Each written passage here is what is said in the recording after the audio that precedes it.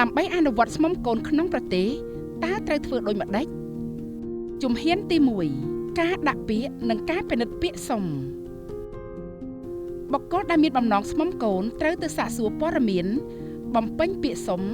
និងដាក់ពាក្យស្មុំកូននៅមន្ទីរសង្គមកិច្ចអតីតយុទ្ធជននិងយុវនីតិសម្បទារាជធានីខេត្តដែលខ្លួនកំពុងរស់នៅជាអចិន្ត្រៃយ៍ឬក្រសួងសង្គមកិច្ចអតីតយុទ្ធជននិងយុវនីតិសម្បទាការដាក់ពាក្យសុំត្រូវភ្ជាប់ឯកសារដូចជាសេចក្តីចម្លងសម្បត្តិកំណើតសេចក្តីចម្លងសម្បត្តិអាពាហ៍ពិពាហ៍អត្តសញ្ញាណប័ណ្ណសៀវភៅគ្រួសារឬសៀវភៅស្នាក់នៅឯកសារបញ្ជាក់ពីលទ្ធភាពអាចឧបត្ថម្ភគាំទ្រកុមារបានដូចជាលិខិតបញ្ជាក់ប្រាក់ខែឬរបាយការណ៍ធនាគាររបាយការណ៍សុខភាពលិខិតបញ្ជាក់ពីការបដិញ្ញាចិត្តចិញ្ចឹមកូនសម្គាល់សូមបញ្ជាក់ថាការដាក់ពាក្យនិងការពិនិត្យពាក្យសុំនេះ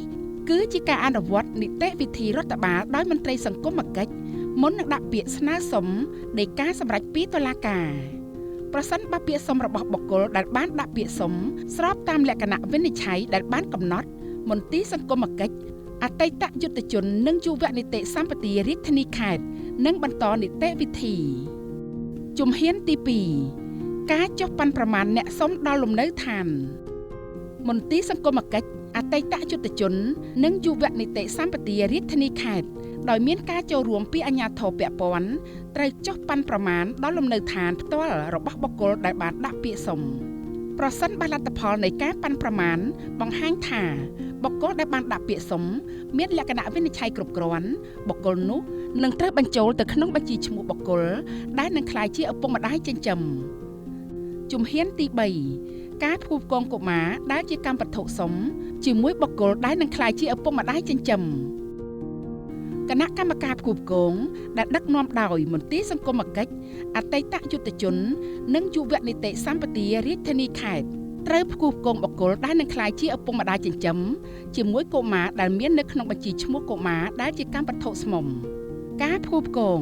អាចធ្វើទៅបានចំនួន2លើកក្នុងករណីលើកទី1មិនទទួលបានជោគជ័យប្រសិនបើការផ្គូផ្គងទទួលបានជោគជ័យត្រូវបន្តនីតិវិធីជំហានទី4ការត្រៀមកុមារនិងបុគ្គលដែលនឹងក្លាយជាឪពុកម្ដាយចិញ្ចឹមមន្ទីរសង្គមកិច្ចអតីតយុទ្ធជន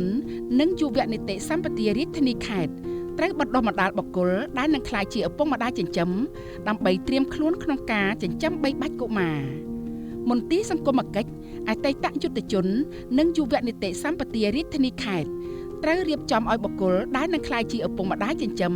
ទៅជួបកុមារឬនាំកុមារមកលេងផ្ទះដើម្បីបន្សាំកុមារជាមួយគ្រួសារដែលគេត្រូវមករស់នៅជាមួយ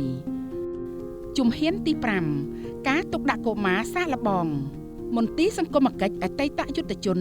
និងយុវនីតិសម្បទារាជធានីខេត្តត្រូវរៀបចំឲ្យកុមារទៅរស់នៅសាកល្បងជាមួយបុគ្គលដែលនឹងក្លាយជាឪពុកម្ដាយចិញ្ចឹមរយៈពេលយ៉ាងតិច6ខែប្រសិនបើការរស់នៅសាកល្បងទទួលបានជោគជ័យបុគ្គលដែលនឹងក្លាយជាឪពុកម្ដាយចិញ្ចឹមត្រូវរៀបចំសំណុំឯកសារដាក់ពាក្យសុំទៅតុលាការប្រសិនបើការទុកដាក់កុមាររស់នៅសាកល្បងជាមួយអ្នកសុំមិនទទួលបានជោគជ័យមន្ទីរសង្គមកិច្ចអតីតយុទ្ធជននិងយុវនីតិសម្បទារាជធានីខេត្តនិងសហការជាមួយអាជ្ញាធរពាក់ព័ន្ធដកហូតកុមារទុកដាក់ក្នុងការថែទាំជំនួសក្រោមការត្រួតពិនិត្យរបស់ខ្លួនវិញជំហានទី6ការដាក់ពាក្យស្នើសុំដីកាសម្រេចពីតុលាការបុគ្គលដែលនឹងក្លាយជាឪពុកម្ដាយចិញ្ចឹមត្រូវយកពាក្យសុំរបស់ខ្លួនទៅតុលាការតាមទីតាំងដូចខាងក្រោមចំពោះស្មុំកូនធម្មតាត្រូវដាក់ជូនទៅសាលាដំបងរាជធានីខេត្តដែលកុមារកំពុងរស់នៅចំពោះស្មុំកូនពេញលេញត្រូវដាក់ទៅសាលាដំបងរាជធានីខេត្តរបស់បុគ្គលដែលនឹងក្លាយជាឪពុកម្ដាយចិញ្ចឹមកំពុងរស់នៅជាអចិន្ត្រៃយ៍ជំហានទី7ការទុកដាក់កុមារជាផ្លូវការជាមួយគ្រួសារចិញ្ចឹម